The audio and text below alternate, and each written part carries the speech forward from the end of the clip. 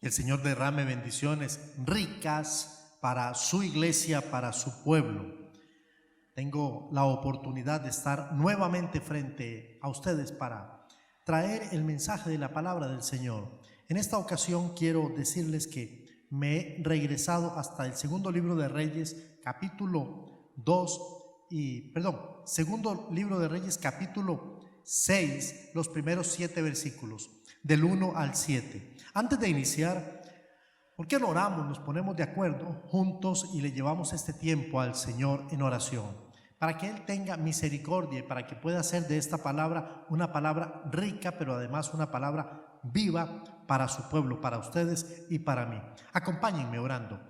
Padre, quiero darte gracias por la oportunidad y la bendición de poder tener a una congregación dispuesta, una congregación dinámica, pero también que tiene el deseo de poder superar toda prueba del enemigo, toda obra de maldad. Nosotros estamos aquí para declarar que tú eres Dios sobre todas las cosas. Y en este momento rogamos que tu presencia se manifieste con poder y me permita a mí ser un instrumento en tus manos. Esta es una modalidad que las iglesias hemos tenido que adoptar, pero eso no significa que tu palabra pierda sentido y que el poder del Espíritu no pueda afectar a la congregación de la misma manera, porque tú eres Dios y tú trasciendes por el tiempo y por el espacio.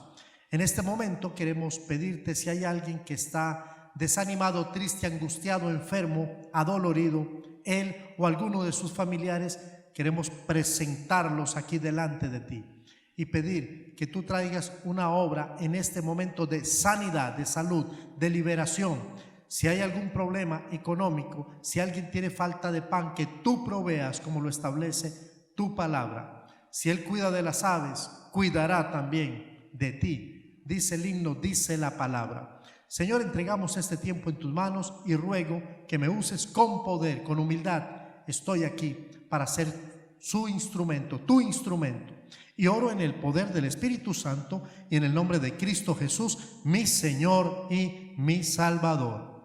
Amén y amén. Gracias verdaderamente por estar delante de su dispositivo para escuchar la palabra del Señor. Título para esta mañana, título para esta ocasión: cuando la herramienta se pierde. De eso vamos a estar hablando, o sobre ese tema vamos a estar reflexionando en los siguientes minutos.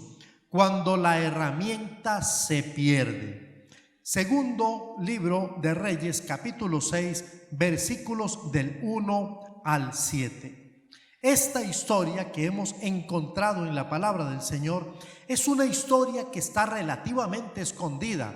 Y digo escondida porque se encuentra en medio de dos grandes historias. La primera historia a la que me refiero es Segundo de Reyes, capítulo 5.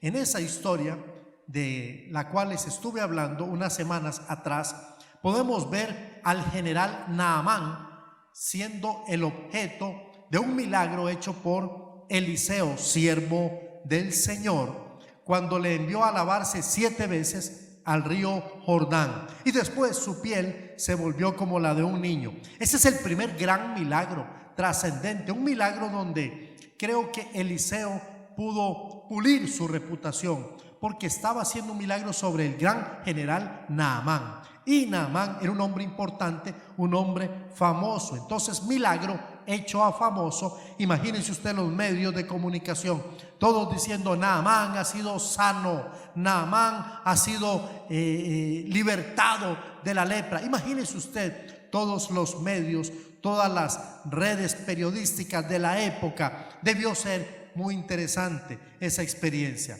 Luego dejamos el capítulo 6, los primeros versículos, y posterior a eso hay una historia sumamente interesante, cuando Eliseo fue el instrumento también para proferir a Dios una obra divina. ¿Cuál era la obra divina? Que pudiese cegar a todo el ejército sirio, de tal manera que una vez que fueron cegados, los condujo hasta donde estaba el rey de Israel para que les diera una lección. El rey pensaba pues tomar justicia con ellos.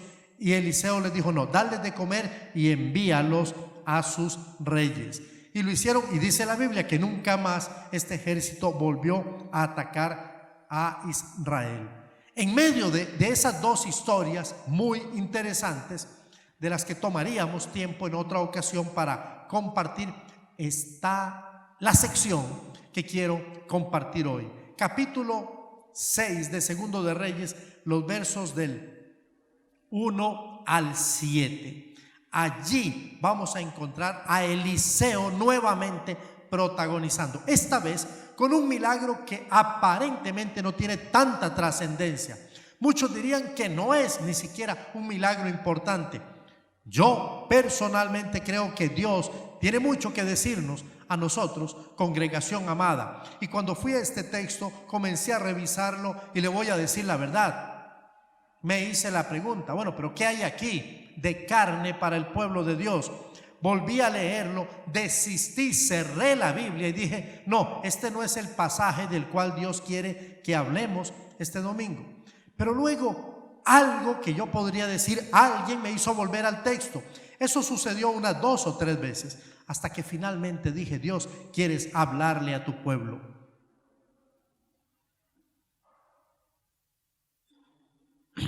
Por eso quiero animarle a que usted, con su Biblia abierta, eso sería lo mejor si tiene su dispositivo, si lo está usando, si puede servirse de alguna persona que tenga su Biblia abierta, o alguien puede dirigir la lectura en casa mientras yo estoy haciendo esta lectura pausada. Sería interesante. Vamos a entender la historia y vamos a hacer un poco de paráfrasis mientras leo, o sea, vamos a ir incorporando algunos elementos. Y vamos a hacerlo así mientras usted hace la lectura. Verso número 1. Dice la Biblia que un día los profetas dijeron a Eliseo. Hay que detenernos aquí y hay que revisar de quién está hablando. Los profetas hablaron con Eliseo, quien también es profeta. Vamos a explicar. Eliseo tenía un seminario, muchos comentaristas le llaman un seminario, un instituto, llamemos un instituto bíblico, donde Eliseo, como su máximo profesor, enseñaba a los alumnos, aprendices, discípulos o profetas, llamémosles aprendices de profetas. Y estaban todos juntos en este lugar, y dice la Biblia que un día los profetas dijeron a Eliseo: mira, el lugar donde vivimos contigo es demasiado estrecho para nosotros. He estado revisando otras versiones que llaman mucho mi atención, y Nueva Versión Internacional dice: un día los miembros de la comunidad de los profetas le dijeron a Eliseo: como puedes ver, el lugar donde ahora vivimos con usted nos resulta pequeño. Solamente el verso 1. Estamos aprendiendo, vamos juntos. Dice Nueva Traducción Viviente: cierto día un grupo de profetas fue a ver a Eliseo para decirle: como puedes ver, este lugar donde nos reunimos contigo es demasiado pequeño. No ha cambiado mucho entre la Nueva Versión Internacional y la Nueva Traducción Viviente. Vamos a ver qué dice Dios habla hoy. Dios habla hoy, dice: un día los profetas dijeron a Eliseo: mira, el lugar donde vivimos contigo es demasiado estrecho para nosotros. ¿Qué es lo que está diciéndonos este texto de una forma muy interesante? Y yo quiero avanzar porque el tiempo hoy va a ser oro. Cuando el texto comienza a hablar, primero nos ubica en un tiempo en la historia. Un día X. En un día van a pasar muchas cosas. En un día usted puede experimentar un cambio completamente diametral a lo que ha estado viviendo. Un día es suficiente. Nosotros tenemos que pensar en el día en que vivimos, más que el día en el que vamos a vivir, que muchas veces nosotros estamos más preocupados por los días que siguen sin haber vivido este día del cual está hablando la Biblia. Un día, vamos a concentrarnos en hoy, vamos a concentrarnos en el ahora, vamos a concentrarnos en aquí donde estamos, donde Dios le tiene a usted y Dios me tiene a mí. Un día, dice la Biblia, los profetas hablaron con el profeta mayor.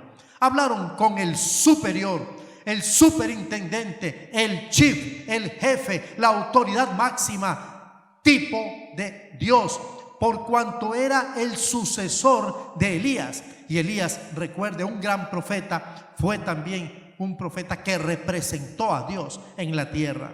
Dice la palabra del Señor que le dijeron: mira, este lugar aquí ya se nos ha hecho pequeño. Esto es bueno y es malo. Es bueno porque eso dice que estaban creciendo. Es malo porque dice que ya no cabían de alguna manera. Este es un problema del cual nosotros podemos destacar que es un buen problema, pero es un problema al fin y al cabo.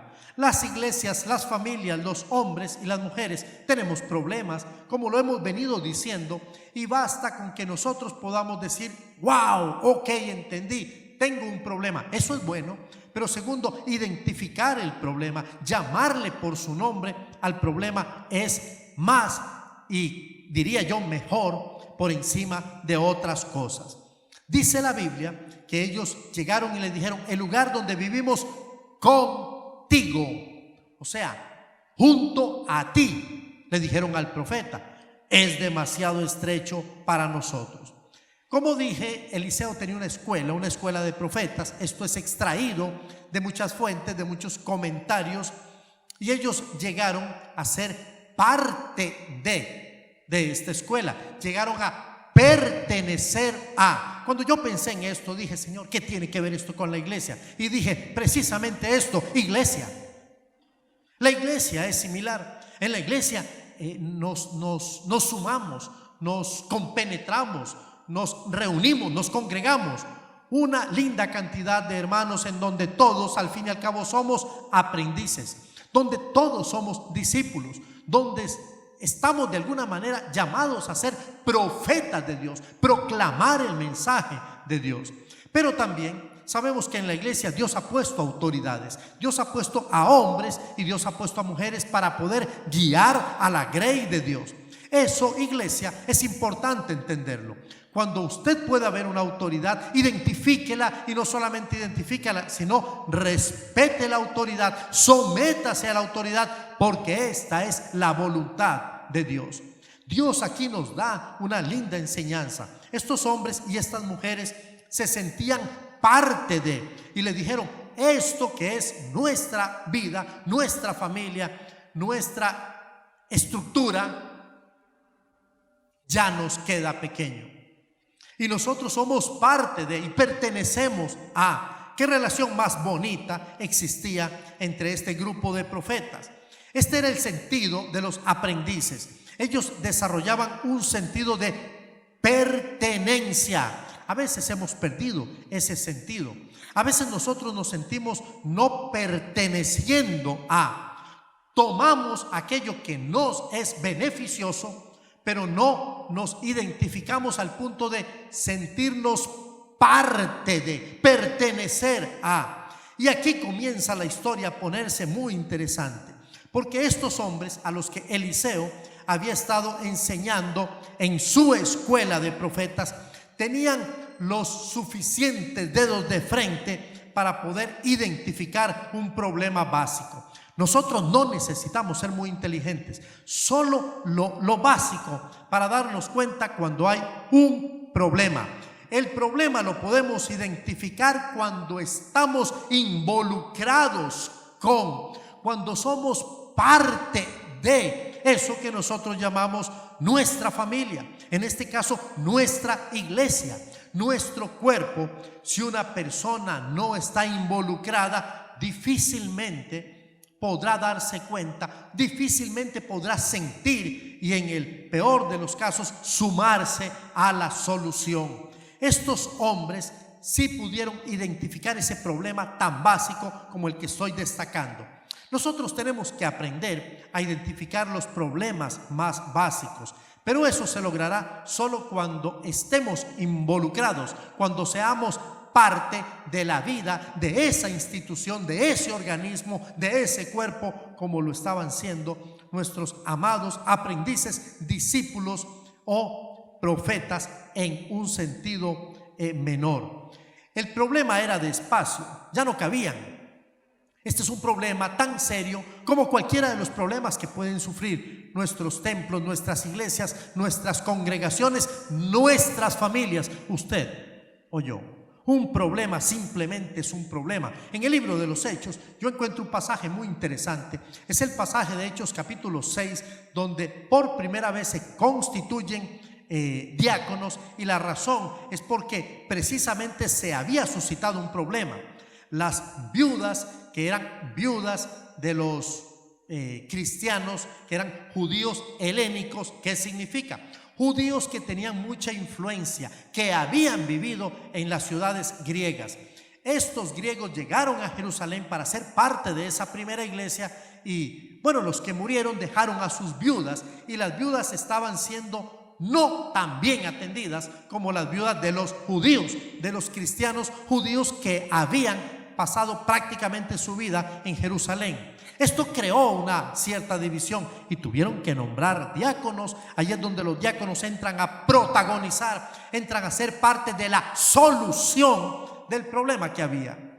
Amados hermanos, aquí aprendemos de estos discípulos algunas lecciones, de estos aprendices, de estos alumnos, como usted lo prefiera. Aprendemos lecciones importantes. Primero, los discípulos identificaron el problema. Me gusta mucho pensar que fueron los discípulos y no el discipulador, que fueron los alumnos y no el maestro, que fueron los profetitas y no los profetas, como en este caso el profeta Eliseo, sucesor de Elías y consecuentemente tipo de Dios, representante de Dios. Fueron los discípulos los que pudieron identificar el problema. ¿Sabe por qué? Porque estaban metidos, estaban compenetrados, eran parte de, pertenecían a. Qué bueno eso. Qué bueno es cuando nosotros podemos ocuparnos de otras cosas que son, digamos, menos sustituibles por algunos para dejar que aquellos que están viviendo una vida como esta, una vida de intensidad, de pertenencia, de involucramiento, puedan identificar aquellos problemas que son más fácilmente solucionables. En segundo lugar, veo que ellos reconocieron su necesidad. No solamente identificaron el problema, sino que reconocieron que tenían una necesidad. Muchos de nosotros ni siquiera sabemos cuáles son nuestras verdaderas necesidades.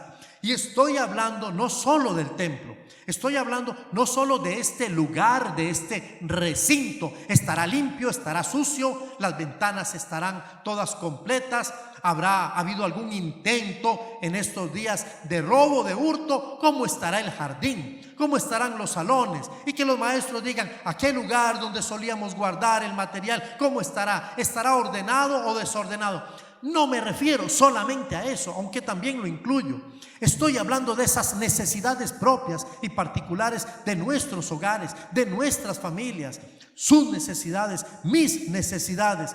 Solo cuando nosotros vivimos inmersos de verdad en una realidad que nos permite ser parte con otros, es que podemos identificar nuestras necesidades, reconocerlas y decir con humildad, sí, tengo necesidad de, por ejemplo, tengo necesidad de orar. Ahora que lo veo, ahora que oigo a otros hermanos, ahora que estoy escuchando los estudios de la palabra de Dios, sí, me doy cuenta que yo tengo necesidad de leer la Biblia, de orar. Tengo necesidad de salir de esta condición que me ha atrapado para poder ser un instrumento de la proclamación del mensaje de Dios. Necesidades, necesidades y más necesidades. Reconocieron su necesidad. La necesidad es que estaban viviendo estrechos. Muchos de nosotros estamos viviendo estrechos de mente, pero también estamos viviendo estrechos de corazón. Se nos ha olvidado sentir el dolor de los demás, la angustia de los demás. Nos hemos vuelto egoístas o hemos repetido el patrón, o si usted me permite, continuamos siendo egoístas.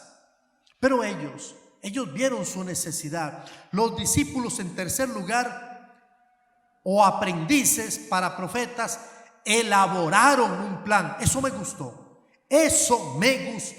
Ellos elaboraron un plan. dice la Biblia que ellos dijeron, bueno, no es posible que nos quedemos aquí. Vamos a ir donde Eliseo, el superior, y le vamos a decir que aquí hay un problema y hay una necesidad. Entonces ellos le dijeron al profeta más o menos esto: ¿por qué no nos das la oportunidad de ir al río, traer madera, traer vigas o traer leña y que sumemos para hacer un lugar mucho mejor, un lugar con mejores condiciones? Están pensando en su necesidad, están pensando en una realidad, están pensando en su problema, pero están pensando en una forma colectiva. Eso es importantísimo. Ellos elaboraron un plan, pero en cuarto lugar, el plan lo elaboraron pensando colectivamente. Eso se llama equipo. No es fácil trabajar en equipo. Dígamelo a mí, no es fácil. Es fácil trabajar conmigo mismo, porque yo cuando quiero trabajar conmigo mismo, digo más o menos, migo mismo, y entonces yo mismo levanto la oreja y el otro lado también levanta la oreja y respondo, y al final o me pongo de acuerdo o me enojo conmigo mismo. Pero qué difícil cuando tenemos que trabajar con los demás, porque nosotros vemos la vida diferente a los demás y a veces pensamos que la forma en la que nosotros vemos la vida es la mejor, porque también nos hemos dado el espacio de pensar y repensar y volver a pensar y decimos, no hay margen de error, yo tengo la razón. No es cierto, no somos dueños absolutos de la verdad, menos de la razón. Hay puntos de vista y hay perspectivas, y en este caso yo estoy convencido de que cuando nos permitimos trabajar en equipo, entonces otros participan, otros se suman y terminamos haciendo un mejor trabajo. Alguien dijo que dos cabezas piensan mejor que una. Trabajo en equipo. Ellos tenían un plan y luego ellos no le tenían temor al trabajo. Voy a decirlo un poquito más coloquialmente. Ellos no le achurraban, no le arrugaban la cara al trabajo. Alguien dijo que el trabajo es tan feo que nos pagan para que lo hagamos. Otros prefirieron ponerle música y quedar en la historia diciendo que el trabajo lo hizo Dios como castigo. Si no me cree, pregúntele al negrito del batey. Eso es lo que él ha dicho y ha cantado por muchos años. Pero yo creo que el trabajo es una bendición. Trabajar es una bendición porque comunica tener salud. Sí, pero no venga usted con ese refrancito. Si el trabajo es salud, que trabajen los enfermos. No, que trabajen los sanos. Aquellos a quienes Dios les ha dado la bendición de tener dos manos, tener salud, poder respirar, inhalar, exhalar. Entonces, cuando usted tiene todo eso y no quiere trabajar, le voy a decir en qué se convierte en un vagabundo. Y Dios no quiere vagabundos. Dios no invita a los vagabundos a ser parte de esta empresa, sino sencillamente vaya a los evangelios y mire a quién llamó el Señor Jesús. Eran hombres que estaban ocupados. Mateo estaba sentado en el banco de los tributos y le dijo, ven, sígueme. ¿Qué estaba haciendo? Estaba trabajando. ¿Qué estaba haciendo Juan y su hermano Andrés? Estaban pescando. Tuvieron que dejar sus redes, tuvieron que dejar a su padre. Hay que dejar algo si usted quiere sumarse, pertenecer a todo esto que se llama iglesia, que se llama reino de Dios. Hay que hacer renuncia. Y la iglesia tiene que aprender a renunciar, a salirse de su zona de confort y amar el trabajo y no arrugarle la cara al trabajo y no decir, bueno, es que yo no nací para eso. Entonces, por favor, amado y amigo, dígame usted, por favor, ¿para qué nació usted? Si no hemos nacido para la gloria de Dios, la pregunta es, entonces, ¿para qué hemos nacido?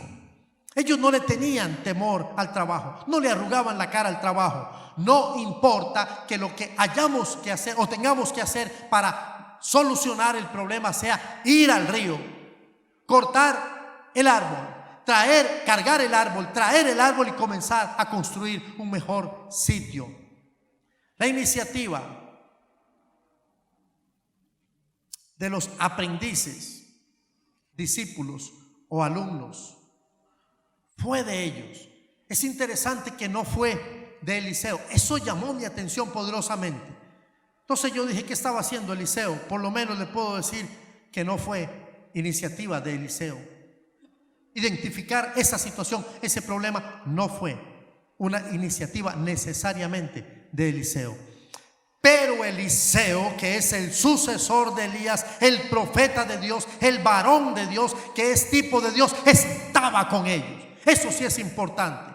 Sí, amado, sí, amada. Puede ser que las grandes ideas no vengan de este servidor, no vengan de el pastor, no vengan de la pastora, no vengan de un hermano que descolle en un puesto cualquiera que sea. No importa de dónde viene la idea. Lo importante es que cuando la idea se gesta para poder solucionar el problema, la necesidad, que el líder también esté con ellos. Eso es congruente. Eso tiene sentido. Eso me dice a mí, para esta hora he llegado. Esta lección es sumamente interesante en la vida cristiana. Esta lección nos enseña esta experiencia nos enseña muchas cosas. Por ejemplo, Eliseo como maestro vivía con los profetas, vivía con ellos. No, es que estoy tal vez yendo un poquito más rápido que en otras ocasiones, pero quiero desgranar un poquito esto. Quiero que usted piense en lo que dice el versículo 1. Los hijos de los profetas dijeron a Eliseo: he aquí el lugar en que moramos contigo. O sea que Eliseo vivía con ellos y ellos vivían con Eliseo.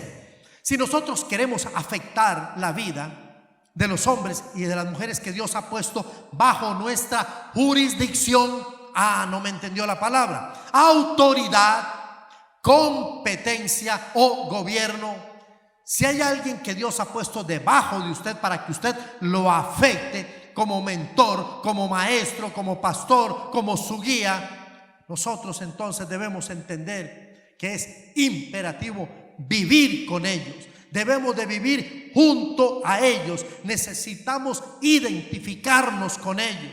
Mire, es fácil delegar y es mucho más fácil mandar. Sí, pero lo difícil es poder estar con aquel a quien yo mando, acompañar a aquel a quien yo le doy una instrucción, vivir con él, amalgamarme con él y experimentar los problemas y las alegrías junto a esa persona, porque eso se llama trabajo. Y es cuando decimos: el liderazgo necesita aprender, los maestros necesitan aprender, los líderes, el ministerio pastoral, quien usted quiera, necesita aprender esa verdad, no arrugarle la cara al trabajo. Pero el trabajo es trabajo, y si nosotros queremos afectar a estas personas, tenemos que estar con ellos.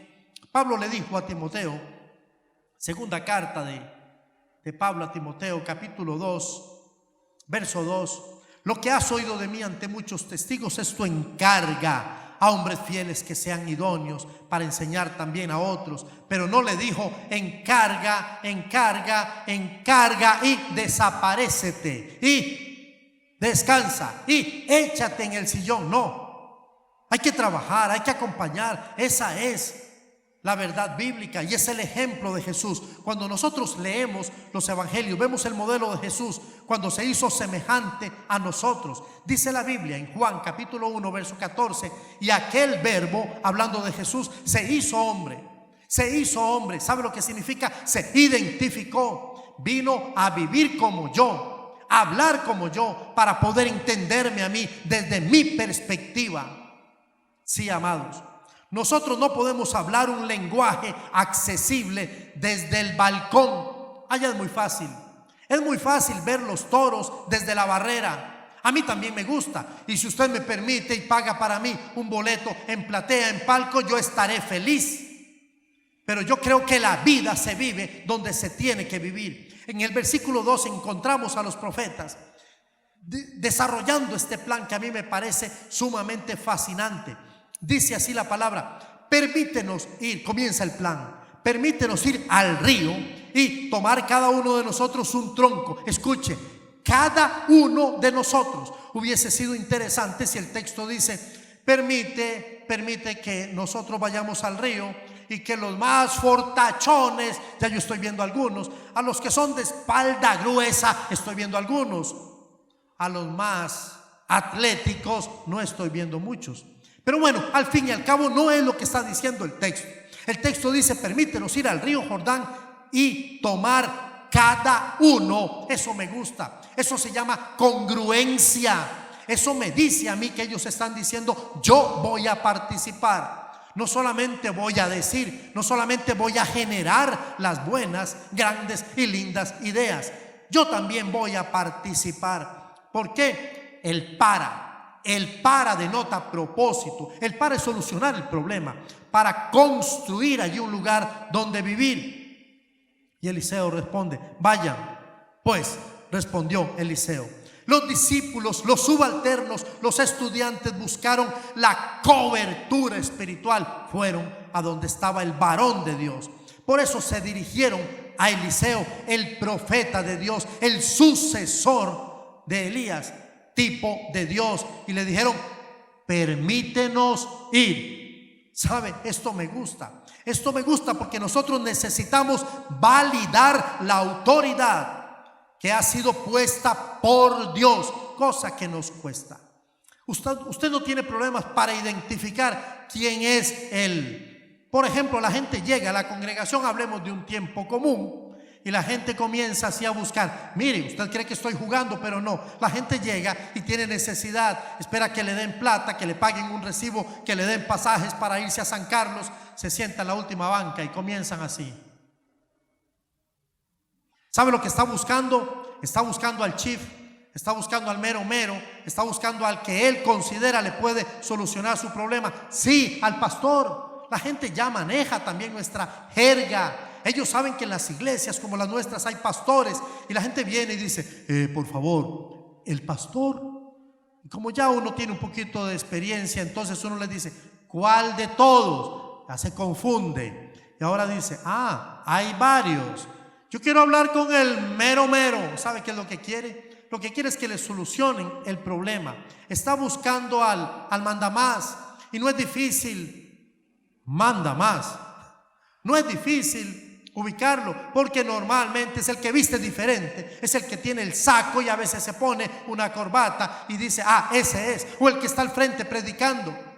¿Qué es lo que quiero comunicar aquí, amados y amadas?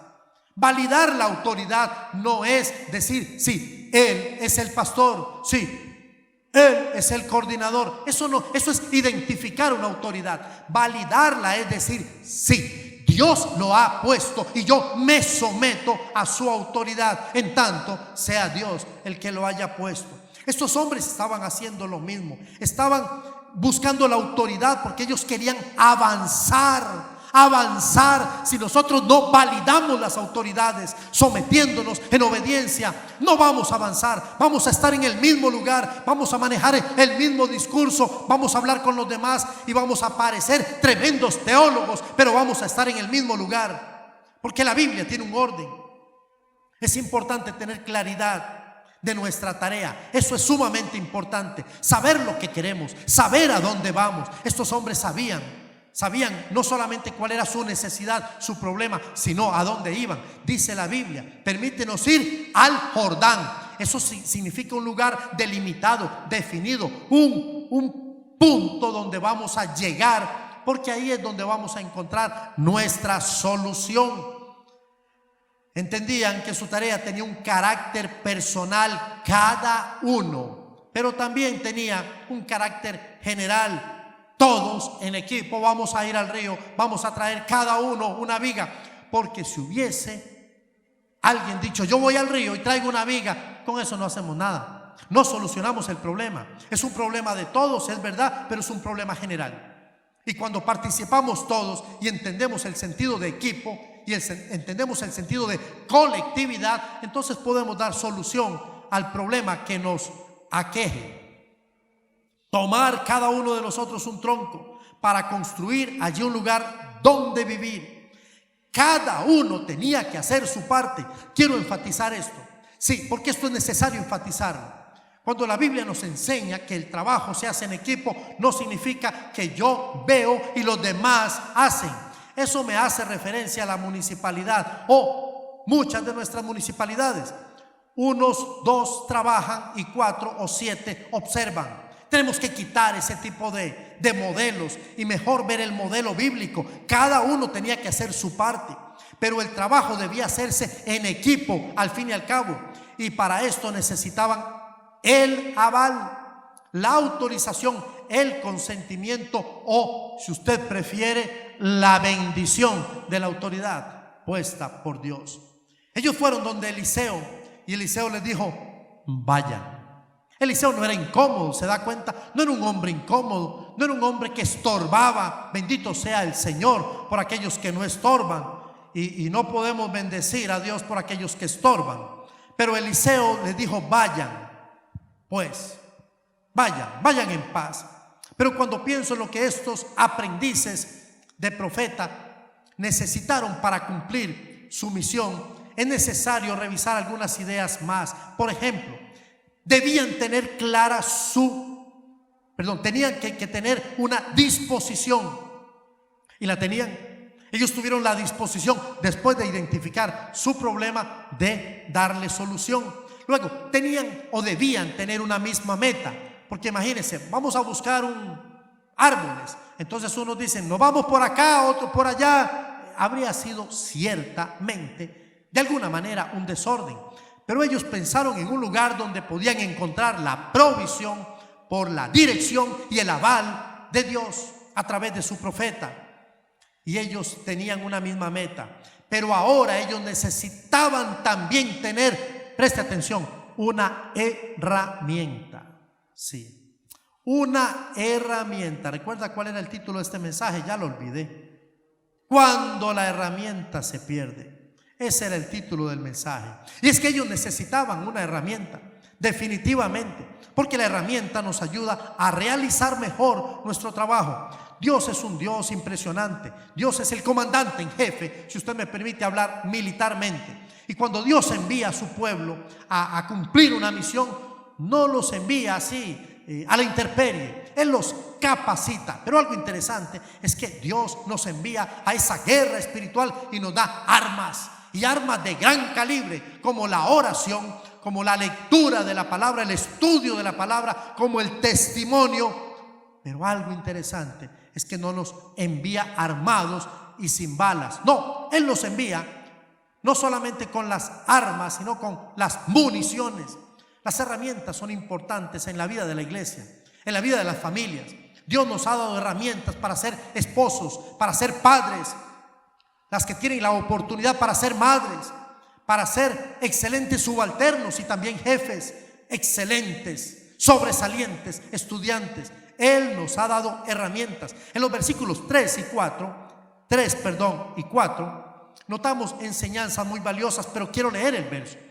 Por favor, dice uno de ellos, acompáñanos, dijo uno de ellos. Muy bien, respondió Eliseo, los acompañaré, contestó Eliseo. Y Eliseo fue con ellos hasta el Jordán, y allí se pusieron, este verbo es plural, se pusieron. Si ellos le pidieron a Eliseo y Eliseo respondió: voy, y luego dice: y ellos se pusieron, está hablando de Eliseo y ellos, el líder y ellos. Qué lindo es cuando esto sucede en la familia. Qué lindo cuando papá da una instrucción y los hijos y la esposa dicen: sí, papá, estamos contigo. Qué lindo cuando la mamá de alguna manera toma la iniciativa, que la toman en muchos sentidos y en muchas áreas, y los demás, sin un sentido de prepotencia, decimos: es una buena idea. Y voy a usar el nombre de María, que es uno de los más comunes. Es una buena idea, María. Nos sumaremos a tu idea. Aquí el asunto no es quién esté liderando, tenga la idea. Lo que quiero comunicar es que el trabajo debe de hacerse, y debe hacerse en colectividad. Me gusta eso. Uno de ellos señala la valiosa idea de invitar al líder. Haga partícipe al líder, no sea un llanero solitario. Muchos prefieren vivir la vida así, como llaneros solitarios, donde solamente él y su caballo simplemente obedece a un silbido, a un chiflido. Y si no sale, el caballo no obedeció. No haga lo mismo. Usted debe de trabajar en equipo. O sea, Eliseo los acompañó. Esto es hermoso. Era como decir más o menos: ven para que nos supervises la obra. Qué humildad, Qué lindo cuando los aprendices, alumnos, profetas, la congregación tiene esa humildad. Venga para que nos diga cómo lo estamos haciendo. Y estoy seguro que en muchos casos ellos saben mejor que el pastor, que el líder, que el maestro. Pero qué humildad. Era como decir: ven para que seas uno más con nosotros y disfrutemos de esta hermosa experiencia. Sí, amados, esto nos enseña la relación que debe de existir entre el profeta y los aprendices, entre el líder y los alumnos, entre papá y los hijos y la mamá, entre el pastor y la congregación. Esto nos enseña montones. Y luego la actitud del líder. Esto es bonito. La actitud del coordinador, la actitud del maestro, la actitud de papá, la actitud de mamá, de aquel que Dios haya puesto en eminencia, sin reservas, sin clases, sin jerarquías. Sí, los acompañaré. Llegamos al versículo 5. Ya casi estamos terminando, qué pena. Y encontramos en el versículo 5 lo que yo puedo llamar en esta ocasión el problema, por lo menos el problema a donde quizá el autor nos quiso guiar. Problema de nuestra historia. Todo venía bien. Ellos llamaron al profeta, le dijeron: mira, ya no cabemos aquí, tenemos un problema, estamos muy estrechos y necesitamos hacer algo, tenemos un plan, pero te lo queremos consultar. El plan es ir al río, buscar maderas, vigas, leñas, árboles, traerlos acá y construir un mejor lugar, y vamos a estar bien, tú como nuestro líder y nosotros, y todos seremos felices para siempre. Todo va bien, hicieron un plan, un trabajo en equipo. Veo muchas lecciones. Llegamos al verso 5. Quería llegar allí hace rato. Dice la Biblia: pero ocurrió que al cortar un tronco, o sea, uno de los profetas está cortando un tronco. El hacha, ¿recuerda lo que es el hacha? Su herramienta.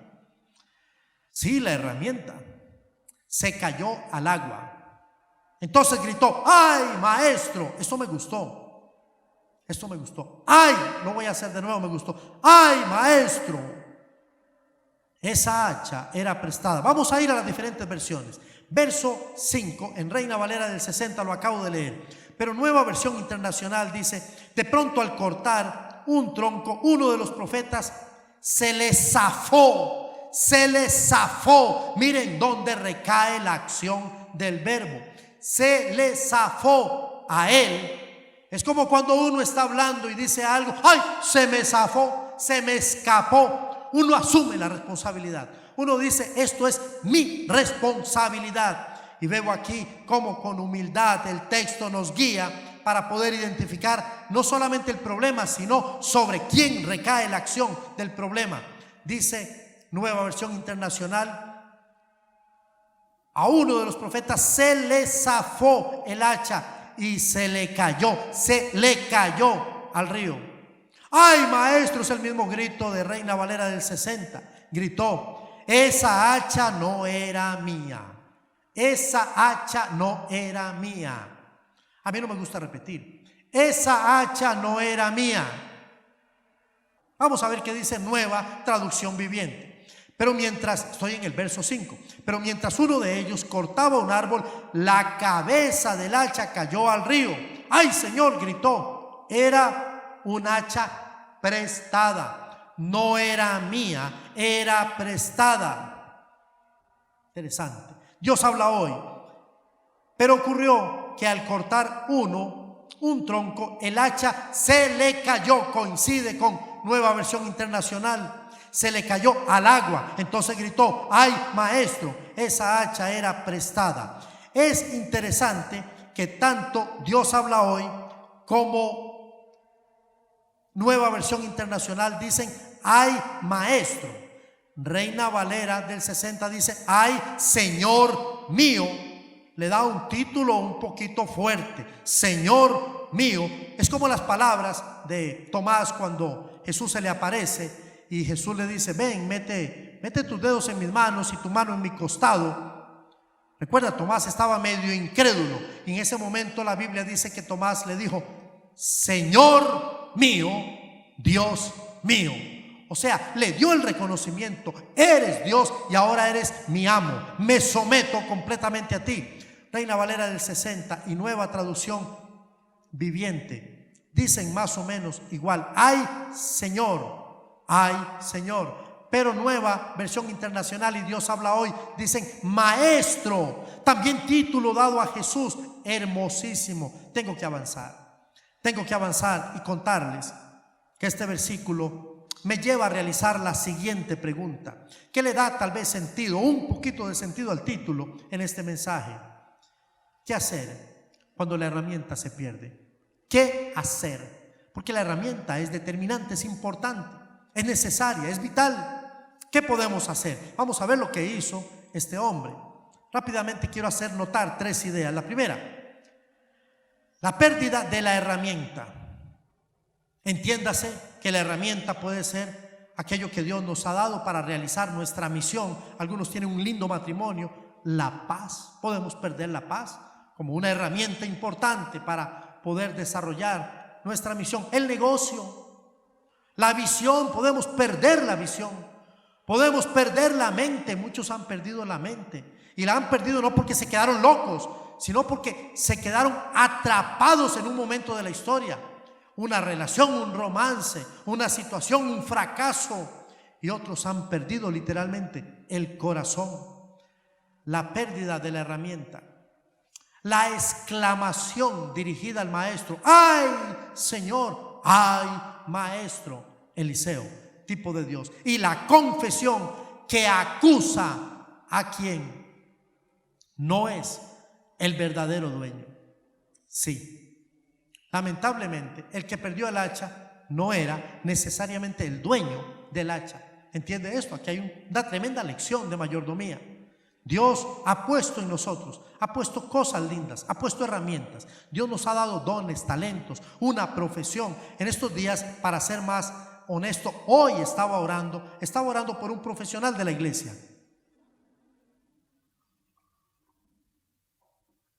Yo decía gracias por él, porque es un profesional, y no le voy a decir ni en qué área ni cuál es el nombre. ¿O usted quiere saber? Bueno, yo no le voy a decir.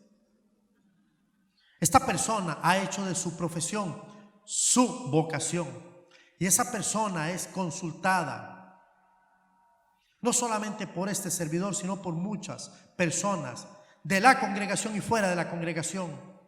Qué hermoso es cuando nosotros entendemos que Dios ha puesto una herramienta en nosotros para servir. Llámese un poquito de dinero para poder bendecir a otros, un carro, una casa para ser hospitalarios, nuestro matrimonio para decir está a sus órdenes. No sé, cualquiera que usted considere y le pueda dar ese lugar de herramienta.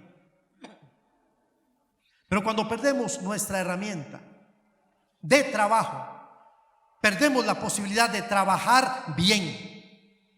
La pregunta que me hice mientras leía esta historia es: ¿por qué este aprendiz, profeta, alumno, perdió su hacha?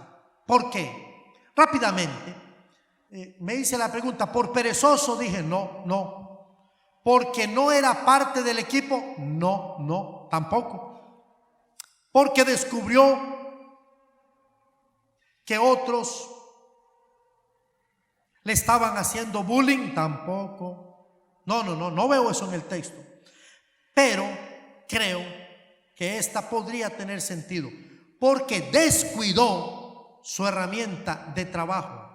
Digo, cuando estoy hablando de descuidar, a lo mejor no hizo todos los preparativos. No sé si usted ha tenido la oportunidad de tener un pico en sus manos o una herramienta como esta. Normalmente en la cabeza, que es donde se coloca la parte de hierro, está un palo, en donde ese palo debe ser colocado a presión. Pero si no logra hacer esa presión, se calza con un clavo, con una estaca, para que la cabeza, llámese del martillo, del hacha o del pico, no se salga. Y este hombre quizá descuidó su herramienta.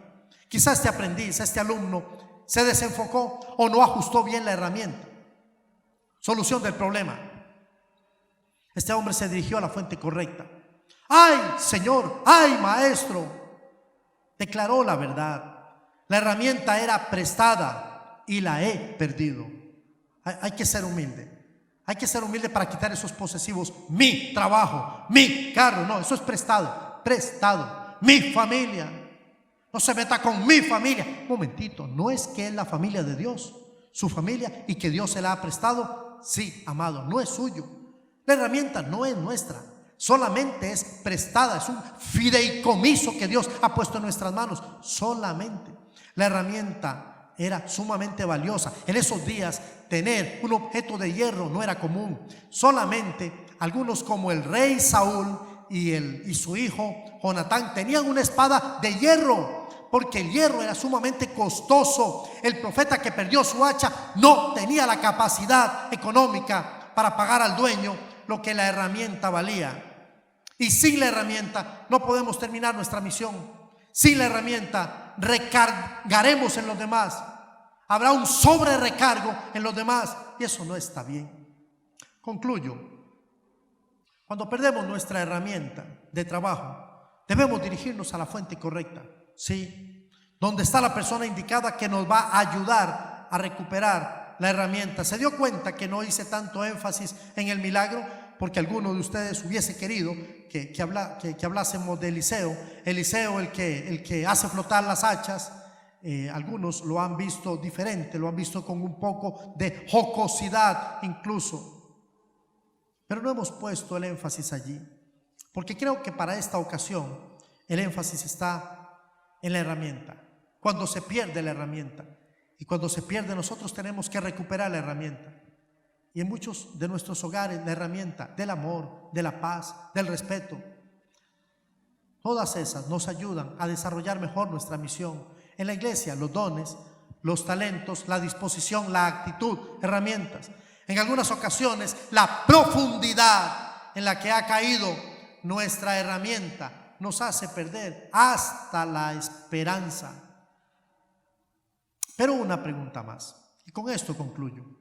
El profeta miró al hombre, eso es mío, lo miró y le dijo, ¿dónde cayó el hacha? ¿Escuchó? Él le había dicho, se me perdió, se me cayó la herramienta, el trabajo, Y Eliseo lo mira y le dice, ¿dónde? ¿Dónde se te cayó? Tal vez sea bueno y sea válido que nosotros nos detengamos un momentito y nos hagamos la pregunta: si hoy no estamos trabajando o no estamos trabajando bien, ¿por qué es? Quizá usted ha perdido la herramienta. Quizá la herramienta era aquella inyección motivadora que le permitía a usted estar y hacer y venir. Ya no tiene esa motivación. Ya no tiene tal vez a alguien que le diga, bien hecho, muy bien. No sé, la motivación, la actitud, el tiempo. Le pongo comillas porque todos seguimos teniendo el mismo tiempo. ¿En dónde sucedió el evento? ¿En dónde? Tal vez en un pecado. ¿Se quedó usted varado en un pecado y hoy se sigue culpando por ese pecado? ¿En dónde? ¿En dónde se quedó la herramienta? Bueno, hay que ir al varón santo de Dios. Hay que ir a Dios y hay que confesar y decirle, he perdido la herramienta. Y no solamente diga que la ha perdido, sino diga, y no era mía. Me la dieron y no fui, permítame, completamente cuidadoso, responsable, íntegro. Y ahora estoy en desventaja quizá, pero no queremos que estén más en desventaja. Solo Dios puede sacar de la profundidad de las aguas aquello que es vital para cumplir nuestra misión. Y yo quiero sugerirle que usted tome la decisión de decirle a Dios, hazlo ahora. Vamos a orar, quiero orar con usted. Quiero bendecirle y bendecir a su familia. La decisión es suya, no mía. Dígale a Dios, yo también he perdido la herramienta. Tal vez se me quedó el hacha perdida y hoy necesito que tú hagas el milagro. Déjeme orar, déjeme bendecirlo y orar por su familia. Bendecir a sus hijos si los tiene, su esposa, y si no, pues la va a tener o lo va a tener si es un esposo. Pero déjeme orar por usted. Padre, te doy gracias y te bendigo. Gracias por este tiempo. Son muchas de las cosas que podemos aplicar y decir, pero tú eres bueno y tú te encargas de hablarle a la gente a través del poder del Espíritu Santo, más allá de donde nosotros lo podamos hacer. Hoy te ruego que si hay un hombre aquí, una mujer que todavía no ha tenido la oportunidad de permitirle a Jesús ser su Señor y su Salvador, en este momento reconozca su condición como pecador. No puede trabajar así, no tiene arma, no tiene herramienta, pero tú quieres proveerle, tú quieres ser el dador, el proveedor, a quien llamas, capacitas, sostienes y bendices. Nosotros honramos tu nombre. Dale a la iglesia la conciencia de su trabajo, de su misión, y espero que tú hayas hecho la obra que nosotros, más allá de este espacio, no podemos hacer. Pero en Cristo Jesús la obra es consumada ya. Oro dándote la gloria en el poder del Espíritu Santo y en el nombre de Cristo Jesús. Amén y amén. Que el Señor nos bendiga